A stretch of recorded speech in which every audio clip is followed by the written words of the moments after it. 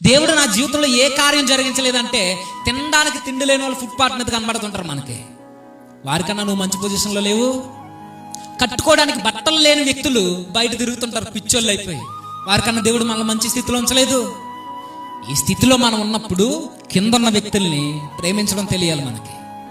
దేవుడి పొజిషన్ మనకి ఇచ్చినప్పుడు అది ఉద్యోగం కావచ్చు, వ్యాపారాలు కావచ్చు, ఇంక్లూడింగ్ మన స్వార్థ పనిలో దైవజనుల పొజిషన్ కావచ్చు, లేదా ఏదో ఒక పాత్ర కావచ్చు, ఏదైనా ఏ పని అయినా ఏ స్థితిలోనైనా దేవుడు మనకు ఒక మంచి స్థాయిని ఇచ్చినప్పుడు ఆ స్థాయిలో ఆ స్థితిలో ఉన్న మనం కిందున్న వాళ్ళని చూసి ఎగతాళి చేయడానికి ఇవ్వలేదు. కిందున్న వాళ్ళకి ఆశీర్వాదకరంగా ఉండడానికి దేవుడు మనల్ని హెచ్చించాడని మర్చిపోదు. తినడానికి తిండి లేని వాళ్ళు ఉన్నారని మనకు రోజు కళ్ళ ముందు కనబడుతుంటారు. సిగ్నల్ లైట్ల దగ్గర ఆ బ్రిడ్జ్ల మీద పడుకొని బట్టలు లేక, కప్పుకోవడానికి దుప్పట్లు లేక, చలిలో వర్షంలో అలా బాధపడుతున్న వారు ఎందరో కనబడుతుంటారు.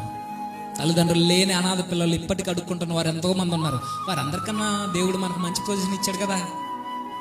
కానీ మనం ఏమనుకుంటామంటే వారిని చూసి వారంటే మనకు చిన్న చూపు, వారిని చూసి మనం నవ్వుకుంటాం, ఎగతాళి చేస్తాం. అంతేగాని కనీసం 10 రూపాయలు తీసేస్తామా? నీకు చేతనైతే నీ దగ్గర ఉన్నది సహాయం చేయి. అలానే వారికే కాదు, సంఘంలో ఏ వ్యక్తికి బాగోకపోయినా, మన చుట్టూ ఉన్న కుటుంబాల్లో ఏ వ్యక్తికి బాగోపోయినా, దీనికి కులంతోనూ మతంతోనూ అసలు దేనితోనూ సంబంధం లేదు. ఎదుటి వారికి బాగోలేని పరిస్థితులు ఉన్నప్పుడు వారికి మనం సహాయం చేయడం మనం నేర్చుకోవాలి.